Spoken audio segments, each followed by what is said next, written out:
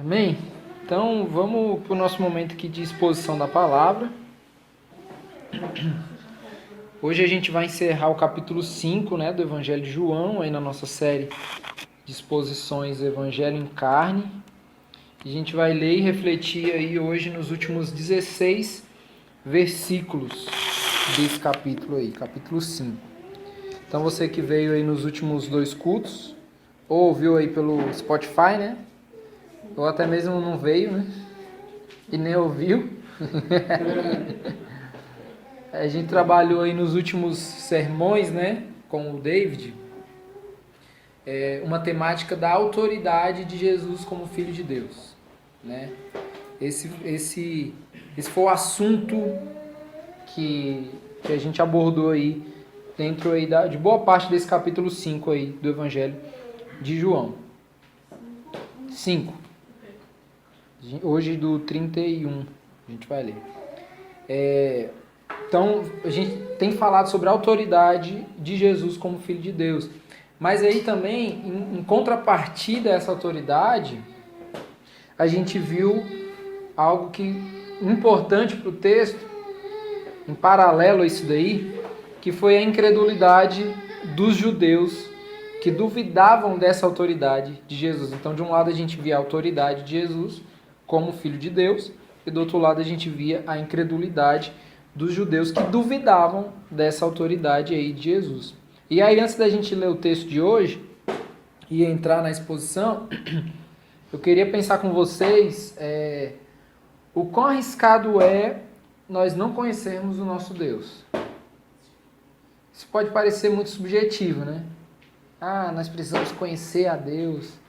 É arriscado não conhecer a Deus, pode parecer muito, muito vago, pode parecer sem tanta definição, E a gente tem falado, desde o início da série, constantemente sobre a autorrevelação de Deus. O que é isso? Do Deus que ao longo da história ele se revelou, ele se deu a conhecer.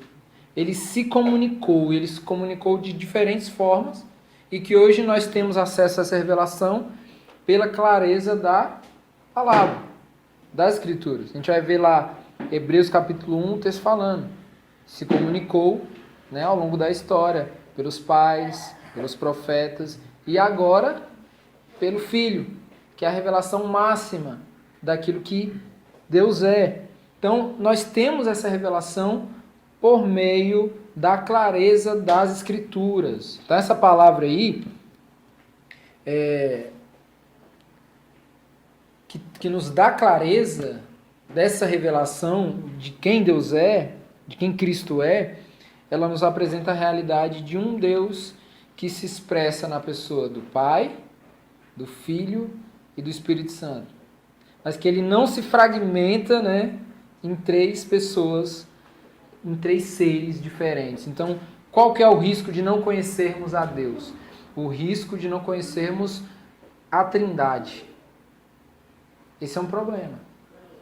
Quando nós temos dificuldade de conhecer a Deus, nós temos dificuldade com o tema da Trindade. É ou não é? A Trindade é confusa para muita gente. E a Trindade ela é um tema essencial dentro de toda a narrativa bíblica. Toda a narrativa bíblica. Tem gente que acha que primeiro veio Deus, aí Deus saiu de cena total, aí não é mais Deus, agora é Jesus. Aí Jesus, que é o Filho, tomou o lugar ali e Deus foi embora. Acabou Deus, agora é Jesus. Outra pessoa. E aí Jesus pegou e foi embora e deixou o Espírito Santo, que é quase um neto, para muita gente. É o Deus Pai, o Deus Filho, para muita gente o Espírito Santo ainda chega ali como... É tanto que há uma ênfase na grandeza de Deus. Aí tem Jesus e tem o Espírito Santo. Você percebe que a maioria dos cristãos agem dessa forma em relação à Trindade? Parece que existe um nível de grandeza que diferencia as três pessoas da Trindade. Então o Espírito Santo ali, tirando os irmãos mais carismáticos que falam bastante, o resto nem fala muito. Que é como se fosse, não sei. E qual que é o problema disso? O problema, que é um maior risco que a gente pode ter, que é um problema de não conhecermos a Deus. Não conhecermos a Deus, né? Essa má compreensão sobre a Trindade nos traz um problema gigantesco, e que é o mesmo problema da incredulidade dos judeus em relação à autoridade de Jesus como Filho de Deus. Não conhecer a Trindade. Uma vez eu li um artigo que dizia que a grande maioria dos cristãos não sabem o que é a Trindade. E ainda fazem uma grande confusão em relação à Trindade. Quem nunca viu alguém falando assim, Deus morreu na cruz. Morreu na cruz Deus? Sim, Jesus é Deus. Mas Deus, Pai, morreu na cruz? Não, né? Jesus é meu pai. Não, Jesus não é seu pai. Né? Então, tipo assim, pode parecer, mas dá para se entender quem entende. Quem sabe fazer essa identificação. Mas a pessoa, para ela, não. Para ela está ciente que Jesus é pai, porque ele é Deus. Então percebe que há uma confusão com o tema da Trindade. As pessoas não conseguem identificar o que é a Trindade. Entendeu? As pessoas não conseguem identificar que o Espírito Santo, que se revela com totalidade depois que Jesus é assunto aos céus, estava desde a eternidade, junto com o Pai e junto com o Filho. Entendeu? O próprio Evangelho de João começa falando que no princípio era o Verbo, e o Verbo era Deus e estava com Deus. Jesus, ele é o Verbo, é o Logos, é a razão, é o sentido, o significado da palavra de Deus. Sem a palavra de Deus não há expressão de Cristo. Então a gente precisa entender a Trindade. A Trindade é algo essencial para a gente compreender aí quem Deus é. Né? E se a gente não compreende quem Deus é, se a gente faz confusão trinitária, a gente vai agir que nem os judeus. Esse é o grande problema dos judeus. Aqui que estão duvidando da autoridade de Jesus como Filho de Deus. Entendeu?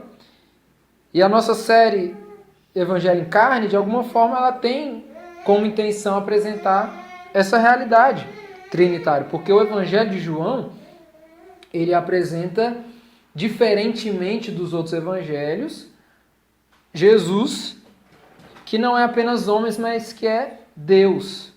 Você vê Mateus, Marcos, Lucas apresentando bastante a humanidade de Jesus. Até os mal intencionados, né, que gostam de encarar Jesus, considerar Jesus como um revolucionário, um humano apenas, eles observam, por exemplo, o texto de Lucas, né, que é o evangelho que mais apresenta a humanidade de Jesus. Eles consideram aquele evangelho como superior aos outros. Por quê? Porque a ênfase deles é a humanidade de Jesus. Só que quando a gente chega no Evangelho de João, a gente vê que João está apresentando o lado contrário da coisa. Deus se tornou homem. Deus se encarnou. Portanto, não se tornou apenas homem, já era Deus, homem. Então, isso é importante para a gente pensar. Então, vamos ler o texto aí. A gente vai ler do 31 até o final. Capítulo 5, do 31 em diante. O texto fala o seguinte: se testifico acerca de mim mesmo, o meu testemunho não é válido. Há outro que testemunha em meu favor, e sei que o seu testemunho a meu respeito é válido. Vocês enviaram representantes a João, e ele testemunhou da verdade. Não que eu busque testemunho humano, mas menciono isso para que vocês sejam salvos. João era uma candeia que queimava e irradiava luz. E durante certo tempo vocês quiseram alegrar-se com a sua luz. eu tenho um testemunho maior que o de João, a própria obra que o Pai me deu para concluir e que estou realizando. Testemunha que o Pai me enviou. E o Pai que me enviou, ele mesmo testemunhou a meu respeito. Vocês nunca ouviram a sua voz, nem viram a sua forma, nem a sua palavra habita em vocês, pois não creem naquele que ele enviou. Vocês estudam cuidadosamente as Escrituras, porque pensam que nelas vocês têm a vida eterna. E são as Escrituras que testemunham a meu respeito. Contudo, vocês não querem vir a mim para terem vida.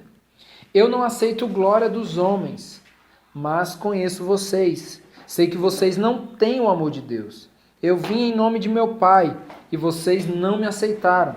Mas se outro vier em seu próprio nome, vocês o aceitarão.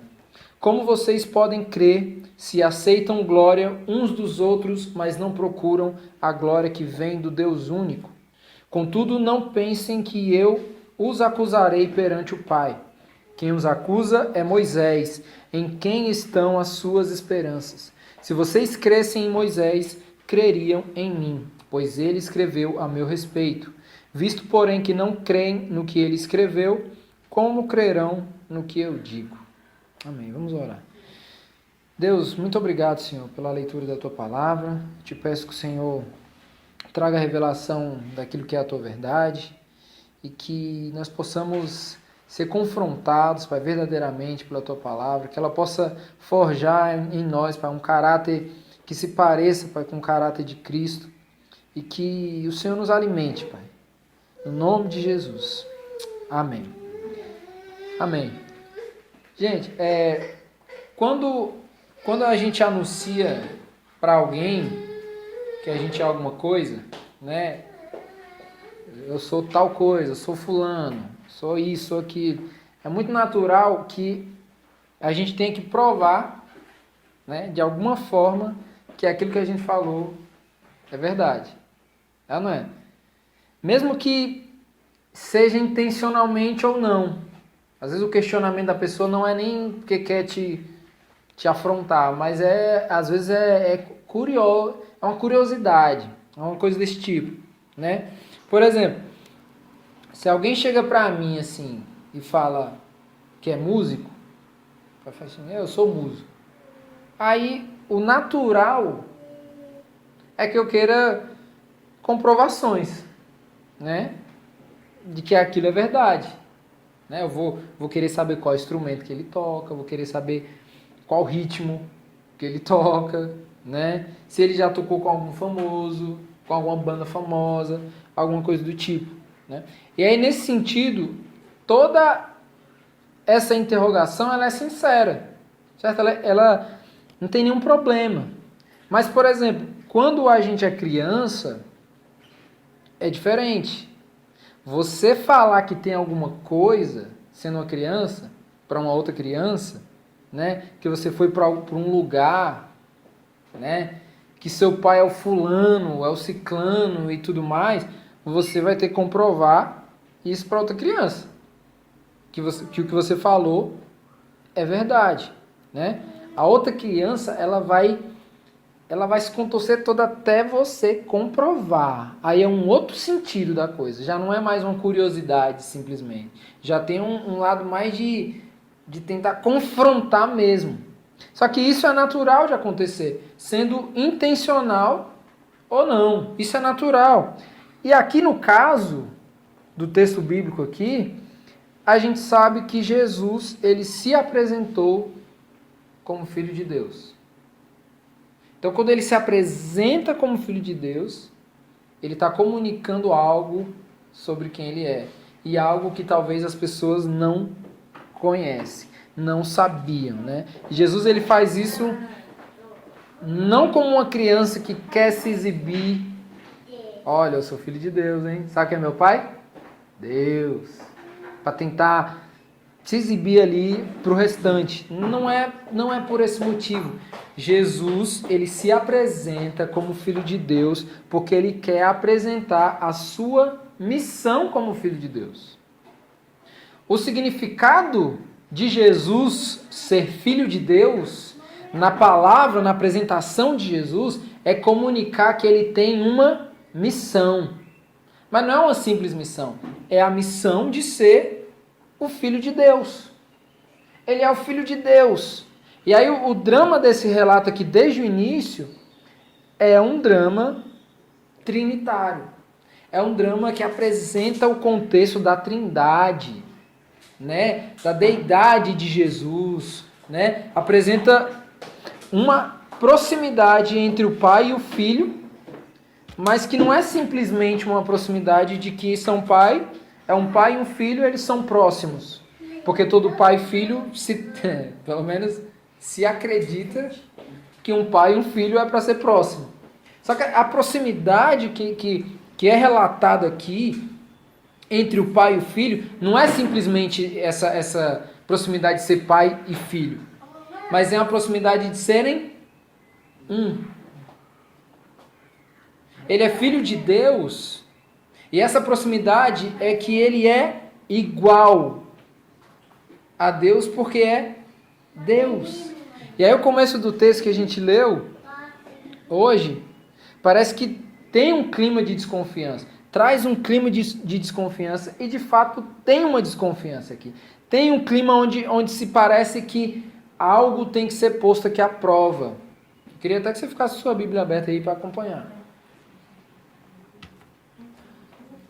Esse é o clima que tem ali. Como se algo tem que ser posto ali à prova. E de fato é isso que está acontecendo aqui. Porque Jesus ele tá lidando com judeus. Só que não são simples judeus, são judeus incrédulos. Então é óbvio que dentro da situação aqui há uma desconfiança e há um cenário de que algo tem que ser confirmado, algo tem que ser provado. E aí Jesus ele começa falando o seguinte: se testifico acerca de mim mesmo, o meu testemunho não é válido.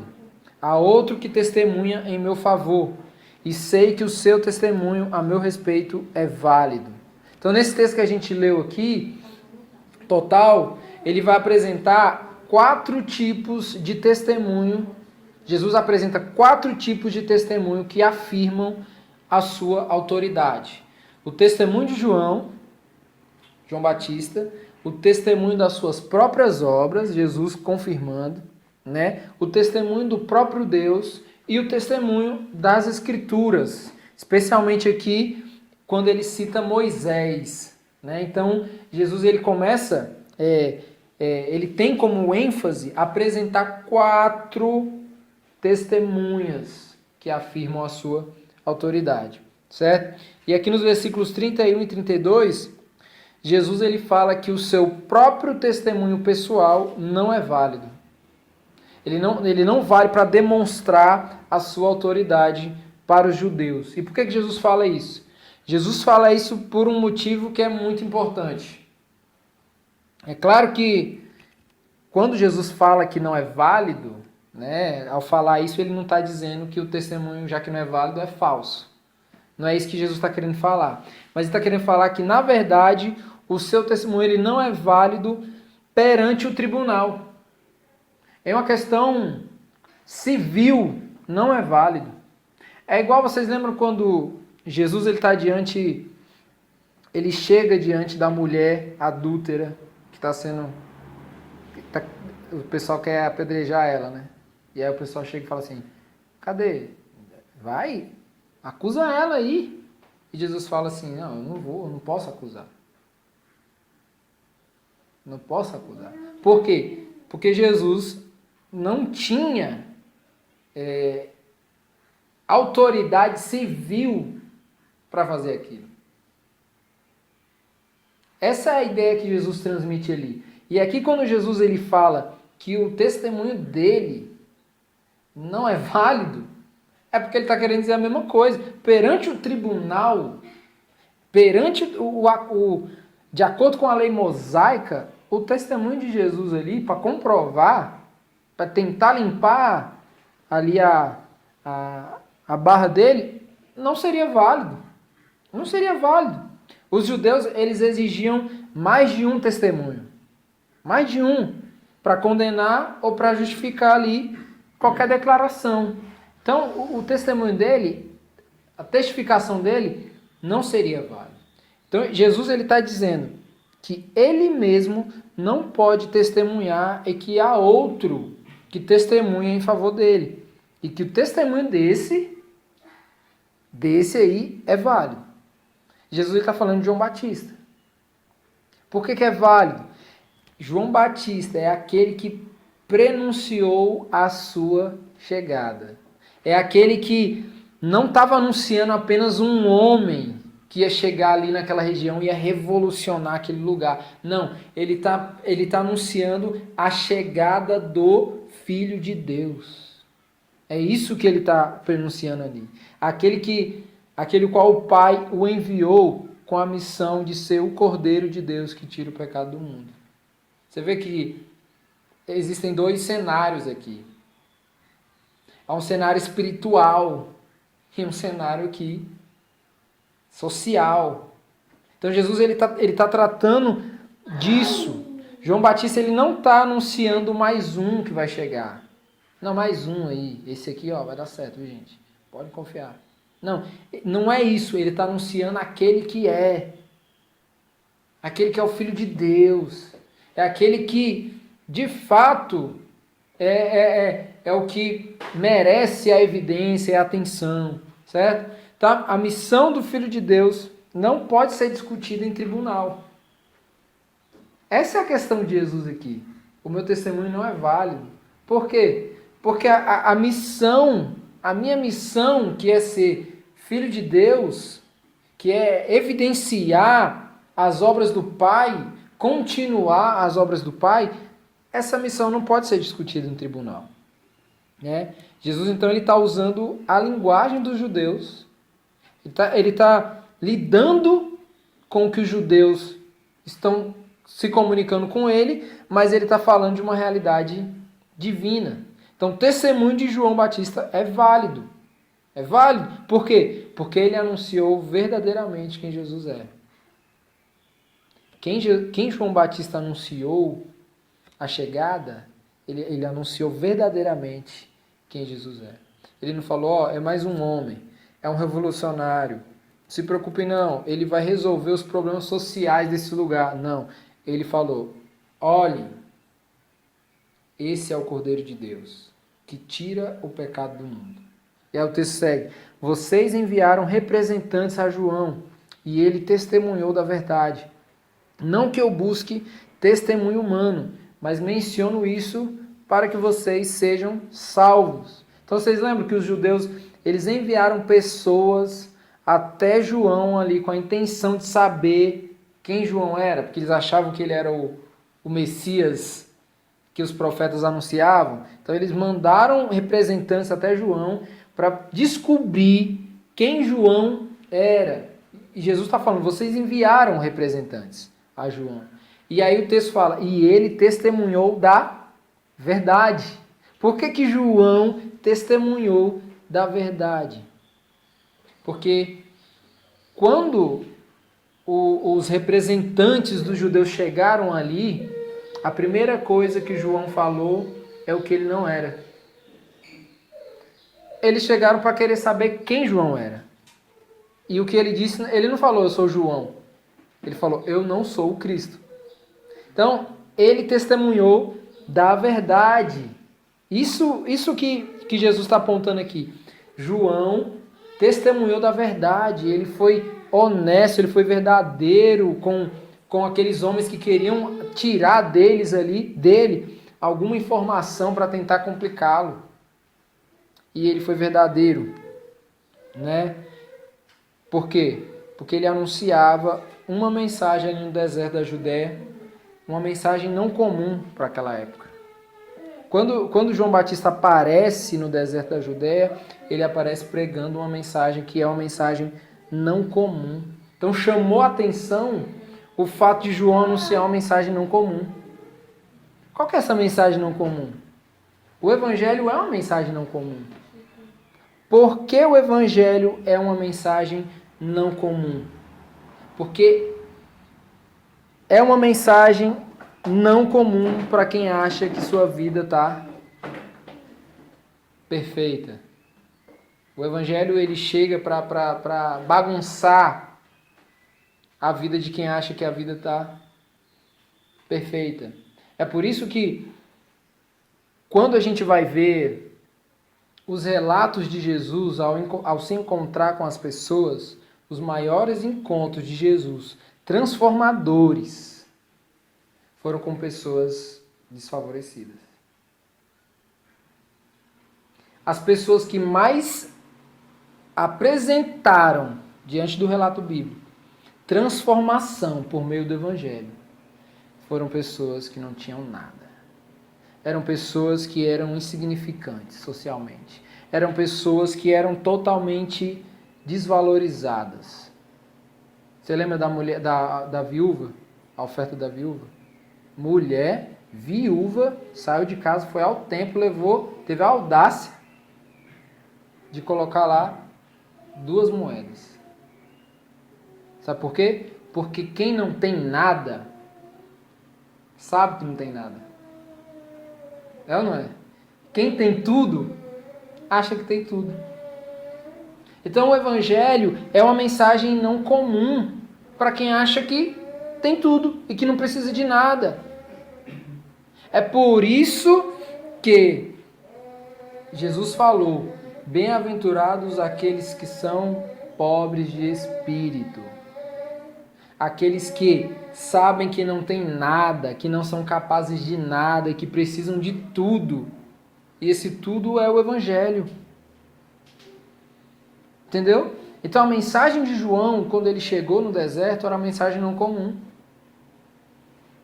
Ninguém estava pregando aquele tipo de mensagem ali.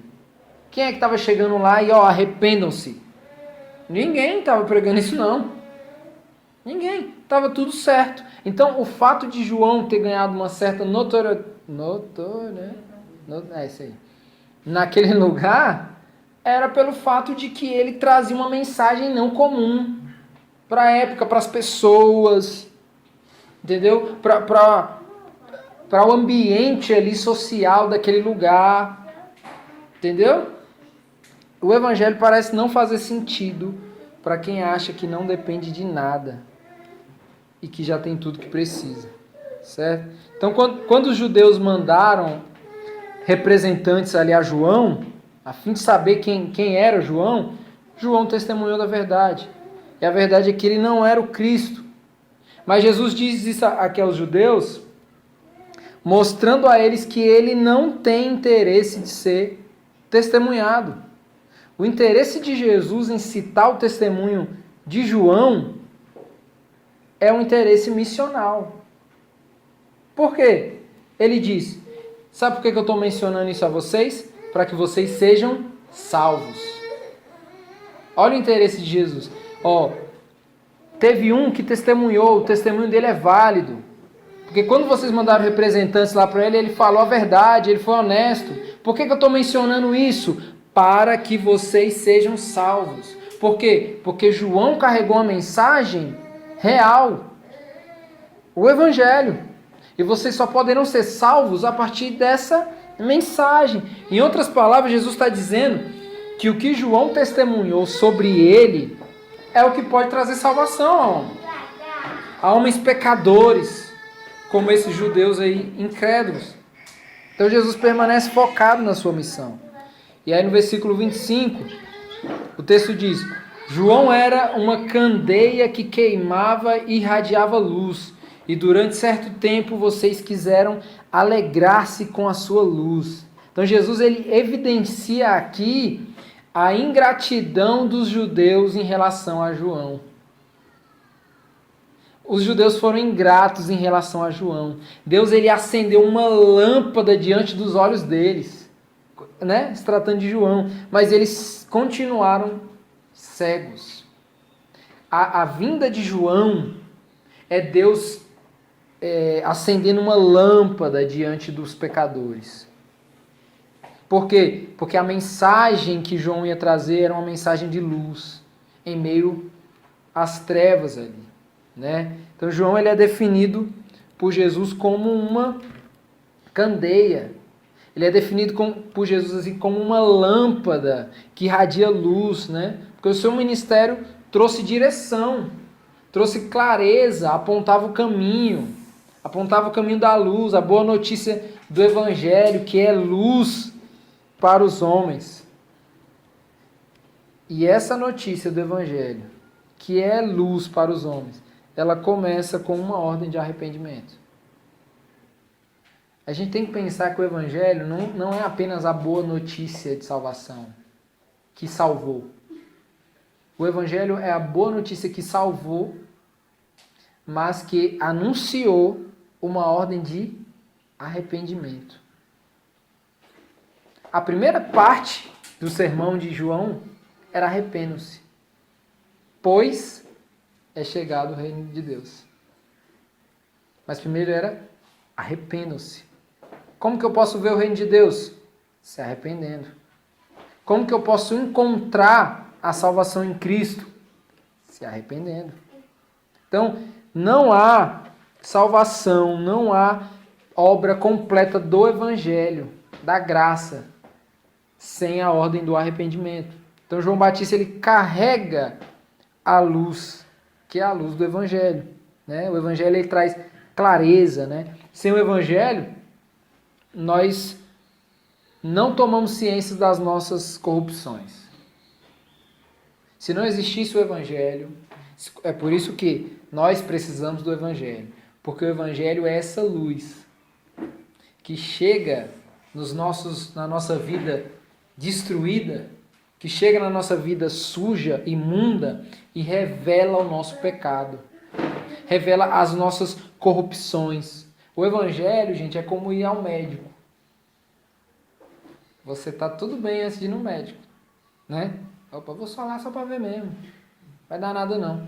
Quando chega lá, o médico diz, ó, você tem diabetes, tem isso aqui, tem isso, aquilo outro, tem aquilo outro. Você sai de lá assim, ó, caraca, meu Deus do céu, não sabia que eu tinha tudo isso. O Evangelho é que nem ir ao médico. Você, antes de se encontrar com o Evangelho, você acha que está saudável. Quando você se encontra com o Evangelho, você descobre um monte de doença. Só que ao mesmo tempo o Evangelho é a luz que traz essa clareza e é o remédio que cura, que nos traz transformação, que traz salvação, que não nos permite mais pecar em paz. Certo? O Evangelho é esse. Vai pecar? Beleza. Agora, meu filho, você vai pecar, mas você não vai pecar em paz. Esse é o Evangelho. Ele traz isso. Ele traz essa convicção de que nós somos pecadores, que nós somos cheios de mazelas, que nós precisamos dessa luz e desse remédio aí. Certo? O texto diz que durante algum tempo os judeus até quiseram se alegrar com essa luz. Jesus falou isso. Por algum tempo eles até quiseram ali se alegrar com essa luz. Ou seja, eles até tiveram acesso ao Evangelho por meio de João. Mas eles desprezaram, eles desvalorizaram. Então, primeiro Jesus apresentou o testemunho de João Batista para validar a sua autoridade como Filho de Deus. E agora no versículo 36, ele apresenta o testemunho das suas próprias obras. Primeiro, João Batista, agora o testemunho das suas próprias obras. Ele fala, eu tenho um testemunho maior que o de João, a própria obra que o Pai me deu para concluir, e que estou realizando, testemunha que o Pai me enviou. Então Jesus, quando ele começou a falar, ele disse que o testemunho dele mesmo não era válido. Não foi? Ele disse que não era válido. E isso, como a gente viu, era por questões civis. Não era válido porque não era para ir para o tribunal. Né? Para se defender diante do tribunal, de acordo com a lei mosaica, era preciso ter outras testemunhas. Né? E aí a gente viu também que Jesus ele estava falando a língua ali dos judeus, porque ele conhecia a lei. Quando Jesus fala que o testemunho dele não seria válido, é porque ele conhece a lei, mas ele está falando de uma outra realidade. Mas o fato é que as acusações dos judeus a respeito de Jesus não poderiam ser resolvidas no tribunal. É por isso que Jesus falou que alguém já tinha testemunhado sobre ele.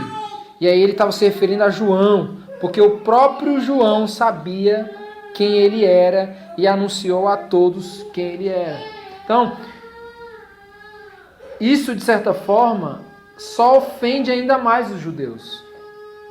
Porque eles estão se sentindo agora ofendidos pelo fato de Jesus ter dito que é o Filho de Deus e que a ligação dele com o Pai não é no modelo de filiação que o povo conhece. A ligação dele é uma ligação de igualdade. Ele é um com o Pai. Ele é um com aquele que ele está chamando de Pai. E isso ofende o judeu. Isso para o judeu é uma loucura. Isso que Jesus está falando é uma loucura. E os judeus estão tentando levar isso para o tribunal. E Jesus está jogando o jogo deles, mas apresentando que essa realidade não é uma realidade de tribunal. Jesus agora está dizendo que o testemunho que ele tem é maior do que o de João. Por quê? Porque é a confirmação das obras do que o próprio João anunciou. João anunciou as obras. Agora o próprio Jesus está cumprindo aquilo que foi falado. João ele anunciou o Messias que viria e que tiraria o pecado do mundo. Mas essa ideia ainda era uma notícia futura. Eis o Cordeiro de Deus que tira o pecado do mundo. Está vindo. É uma mensagem futura. Agora o Messias ele veio. Agora o mundo já está provando das suas obras de redenção. Entendeu? Portanto, esse testemunho aqui, que é o testemunho das obras do Filho de Deus, é maior do que a notícia. Foi importante a notícia de João? Foi, abriu o caminho. Só que agora o caminho está aberto e o próprio Messias está ali se dando a conhecer ao mundo. O mundo já tem provado das suas obras de redenção. Então esse testemunho é maior do que a notícia, porque a notícia agora se encarnou. Agora a notícia veio, de fato. Agora a notícia está atuante e não é mais uma notícia futura. Agora está ali. Então, o que Jesus já tem feito até esse presente momento prova que ele está em missão e que foi o Pai que o enviou.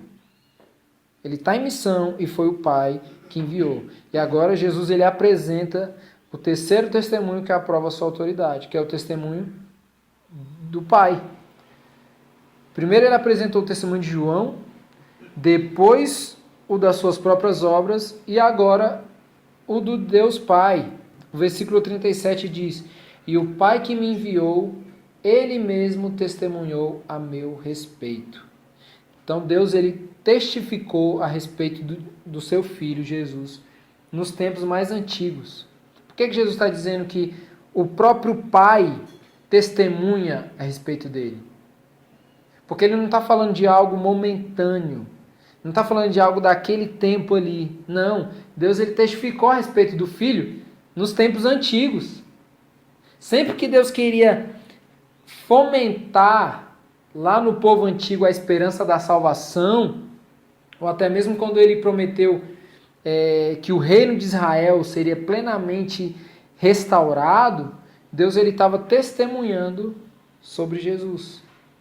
Desde os profetas, antes mesmo que Jesus se manifestasse em carne, né? E agora os judeus estão o vendo diante dos seus olhos e estão rejeitando, e estão desprezando, mostrando claramente aqui que eles não nutriam nenhum prazer pela lei. Por quê? Essa lei sempre apresentou a vinda do Filho de Deus. Jesus está falando assim, em outras palavras. Cara, não tem a Bíblia aí que vocês leem? Vocês se apegam a ela, né? Mas vocês não acreditam na minha autoridade, né? Ela testifica isso. Sempre testificou. Vocês estão olhando com quais olhos aí? Quais olhos vocês estão olhando, enxergando? Porque vocês não estão vendo o que é nítido. Isso é interessante porque Jesus ele está divinamente revelado com clareza nas páginas da Escritura completa. Se tratando do Antigo Testamento, Jesus está ali divinamente revelado com clareza. Jesus está divinamente revelado na instituição da lei, que apresentou ao povo ali a sua incapacidade de salvação por si mesmo. Jesus está divinamente revelado nos cultos, nas cerimônias lá de Israel. Jesus está ali. Mas o pior cego é aquele que não quer enxergar. O pior cego é aquele que não quer enxergar.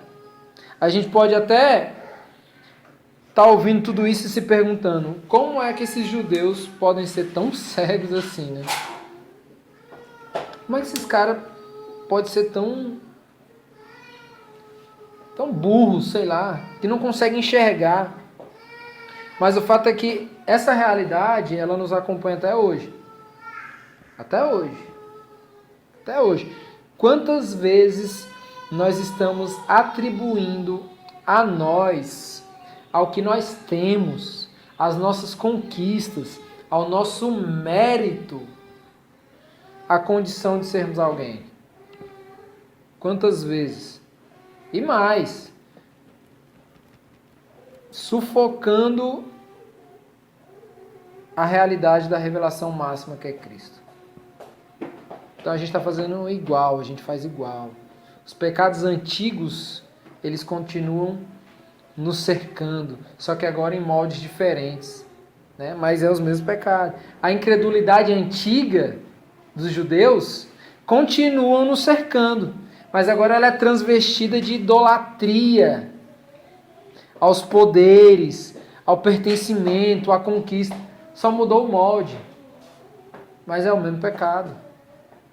Como é que esses caras podem duvidar da autoridade de Jesus? Que isso, está aí na Escritura, aí, os caras lêem a Bíblia. Como é que eles podem duvidar? A gente faz da mesma forma, só que com moldes diferentes. Ou seja, nós precisamos de Cristo, nós precisamos do clamor do deserto. Nós precisamos daquele clamor lá. Nós precisamos nos arrepender da nossa mediocridade, que nos torna talvez pensantes de sermos melhores do que os judeus. O nosso pecado em relação ao deles só mudou o molde, mas continuamos pecando. E aí, o último argumento que Jesus ele usa em relação ao testemunho do próprio Deus é: vocês nunca ouviram a sua voz, nem viram a sua forma, nem a sua palavra habita em vocês, pois não creem naquele que ele enviou. Olha como Jesus ele usa da severidade aqui para cobrar coerência dos judeus. Jesus está cobrando a coerência dos judeus. Jesus ele disse que esses judeus eles nunca ouviram a voz de Deus. Eles nunca viram a sua forma e muito menos a palavra dele habita neles. Por quê? Pelo simples fato de que eles não creem naquele que Deus enviou. Em outras palavras, Jesus está querendo dizer que esse povo aqui está completamente alienado do conhecimento de Deus, do conhecer a Deus. O homem ele se faz conhecido quando ele fala, quando ele se expressa, né? Da mesma forma, Deus ele se deu a conhecer, ele revelou o envio do Filho, né? Ele fez soar a sua voz através da voz dos profetas. Deus falou por meio dos profetas. E Jesus ele está dizendo que esses judeus nunca ouviram a voz de Deus. Irmãos, ouvir a voz de Deus é aniquilar a incredulidade. Por que eles nunca ouviram a voz de Deus? Porque eles são incrédulos. Não é porque eles estão desatentos, porque eles são incrédulos. Ouvir a voz de Deus não é uma ação mística, né? Ouvir a voz de Deus não é uma ação mística. Ouvir a voz de Deus é calar a sua voz, é calar a voz da incredulidade, da ignorância, da soberba, para entender o que Deus já revelou. Para ouvir a voz de Deus. Então o que Jesus está cobrando dos judeus? Coerência. Jesus está cobrando coerência. Quem ouve a voz de Deus, crê no que ele falou. Entendeu? Quem tem a palavra de Deus habitando dentro de si, crê no que ele falou. E agora Jesus apresenta como testemunha da sua autoridade, da sua vocação, aquilo que os judeus tinham mais apego. Versículo 39. Vocês estudam cuidadosamente as Escrituras, porque pensam que nelas vocês têm a vida eterna. E são as Escrituras que testemunham a meu respeito. Contudo, vocês não querem vir a mim para terem vida. Então, Jesus, mais uma vez, está reprovando a vanglória aqui dos judeus. Eles reconheciam que eles tinham vida nas Escrituras. Eles reconheciam isso, mas não percebiam que eles estavam olhando para as Escrituras e vendo letras mortas. Letras mortas. Quem lê a Bíblia e não enxerga Jesus, está lendo apenas letras mortas. Quem olha para o Antigo Testamento, quem olha para a lei, quem olha para os profetas e não enxerga Jesus, está lendo apenas letras mortas. Não está lendo a Escritura. Jesus diz a esses judeus aqui que é essa Escritura, que eles mesmos acreditam terem vida eterna nela, testemunha a respeito dele. Ou seja, eles estão cegos diante da revelação. O que o judeu, o fariseu tem mais apego é a lei, a Escritura, ao conhecimento. Jesus está falando, vocês têm apego a isso daí, mas vocês não conseguem me ver lá. Vocês não conseguem perceber que eu estou lá, que essa revelação está contida nas Escrituras, que vocês tanto se apegam. Ou seja, vocês estão cegos diante da revelação. E aí o texto segue. Eu não aceito glória dos homens, mas conheço vocês. Sei que vocês não têm o amor de Deus. Eu vim em nome de meu Pai e vocês não me aceitaram. Mas se outro vier em seu próprio nome, vocês o aceitarão. Como vocês podem crer, se aceitam glória uns dos outros, mas não procuram a glória que vem do Deus único. Quando Jesus disse que ele não aceita a glória dos homens, ele queria dizer que ele não estava preocupado por estar sendo desprezado. Jesus não está preocupado. Isso não ofende, não muda a essência de Deus. É igual quando fala assim, ó. O cara chega e fala assim, eu não acredito em Deus. Tá. Não muda o fato que ele é Deus. Esse dia eu estava vendo o Igor Miguel falando que até o ateu, quando ele vai dizer que ele não crê em Deus, ele usa de um pressuposto bíblico, monoteísta. Porque ele fala assim, eu não acredito em Deus. Ele não fala, eu não acredito em deuses. Ele fala, eu não acredito em Deus. Então ele usa de um argumento cristão, de um argumento bíblico, de um argumento monoteísta, que é aquilo que nós cremos. Nós cremos em um único Deus. Nós cremos em um único Deus. Entendeu? Então, Jesus ele não está ofendido por estar sendo desprezado. Não está. Ele diz que ele não aceita a glória dos homens. Não porque ele não quer que os homens o glorifiquem, mas ele está querendo dizer, eu não me preocupo se vocês estão me desprezando. O desprezo humano não modifica a essência de Deus. Não modifica. O desprezo humano, ele só evidencia ainda mais a vocação e a missão do Filho de Deus. Quanto mais vocês me desprezam, mais fica evidente a missão do Filho de Deus.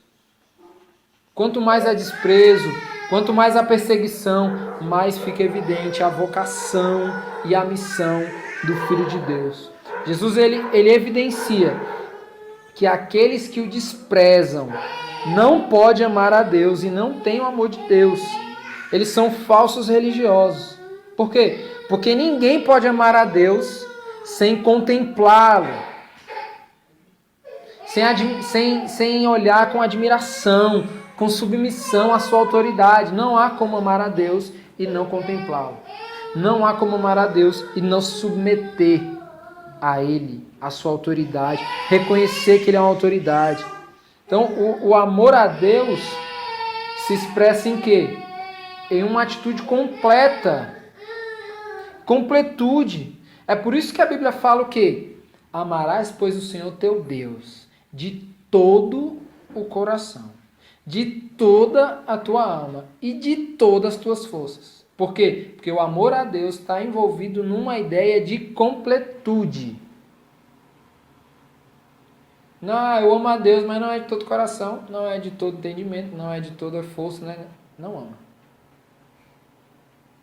Biblicamente, a ordem do nosso amor a Deus é amar o Senhor teu Deus de todo o teu coração. O que é todo o coração? Não há espaço. É você ocupar todo o coração de amor a Deus. É você ocupar toda a tua alma de amor a Deus. É você ocupar todas as tuas forças que nós usamos para o mal para amar a Deus. Essa é a ordem. Então, Jesus está dizendo, vocês não amam a Deus. Vocês não amam a Deus. Porque se vier outro em seu próprio nome, vocês o aceitam. Vocês não amam a Deus. Vocês não estão preocupados com a glória de Deus. Não estão. E a parte final do texto diz, contudo, não pensem que eu os acusarei perante o Pai. Quem os acusa é Moisés, em quem estão as suas esperanças. Se vocês crescem em Moisés, creriam em mim, pois ele escreveu ao meu respeito. Visto, porém, que não creem no que ele escreveu, como crerão no que eu digo? Jesus está aqui dizendo para os judeus que eles serão julgados pela sua própria consciência. Vocês creem que em Moisés? É Moisés que vai acusar vocês, então. Então é Moisés que vai acusar vocês, não vai ser eu não. Vai ser Moisés. Vocês acreditam no que Moisés escreveu, né? Ou seja, a consciência de vocês vai julgar. Eles acham que tem vida nas escrituras, mas eles estão apegados apenas ao que Moisés escreveu e ainda compreenderam errado o que Moisés escreveu. Porque se eles tivessem entendido o que Moisés escreveu, eles perceberiam o Cristo todo sendo anunciado. Todo. Inconscientemente, o que eles conhecem é um meio Jesus e não um Cristo todo. Inconscientemente, eles têm acesso a um Jesus pela metade.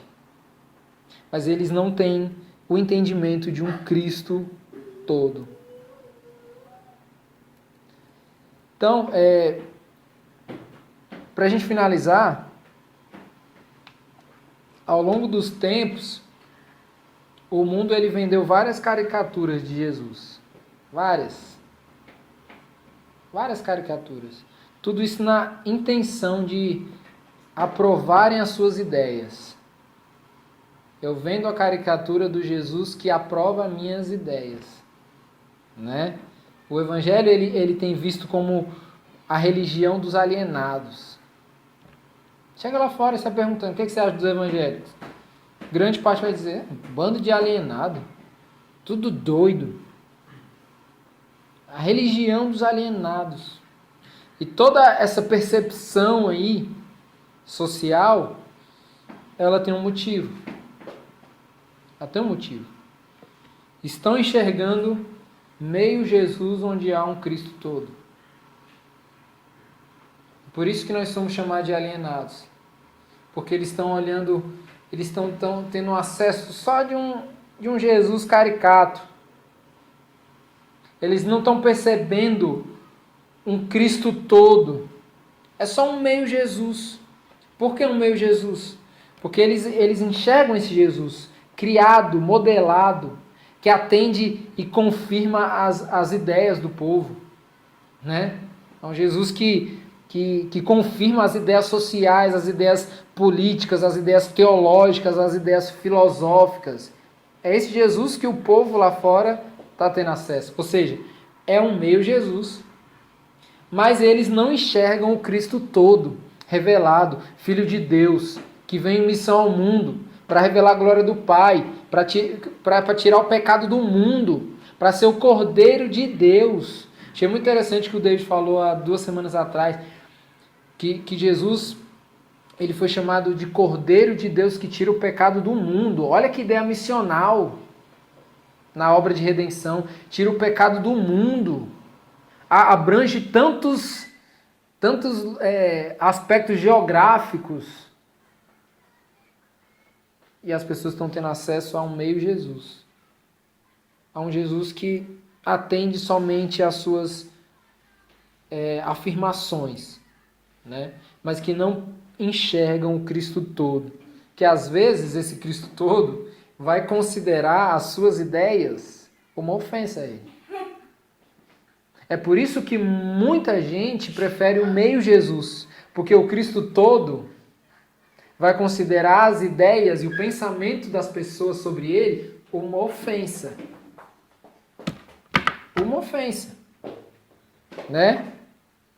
E outra, e ainda colocam essas ofensas na conta dele, como se ele aprovasse. Não, mas Jesus é assim. Jesus fazia isso. Jesus pensa assim. Jesus quer assim. Ofendem a Deus, ofendem a realidade do Cristo todo e ainda colocam na conta dele. Vai lá, lê na Bíblia. Ainda falam assim. Por quê?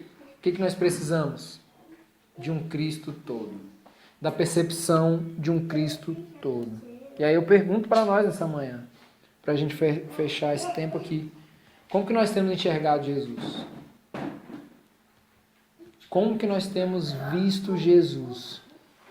Será que nós temos visto o Cristo todo, aquele enviado pelo Pai, aquele revelado nas Escrituras, ou só um meio Jesus que foi apresentado para nós por uma sociedade depravada? Quem é o Cristo? É o Cristo todo das Escrituras ou o meio Jesus do imaginário popular? Se nós queremos conhecer a Deus, nós temos as Escrituras. Ela revela quem o Pai é. Ela revela quem o Filho é. Nós precisamos conhecer a Deus. Amém? Vamos orar? Queria que você baixasse sua cabeça e você fizesse uma oração particular.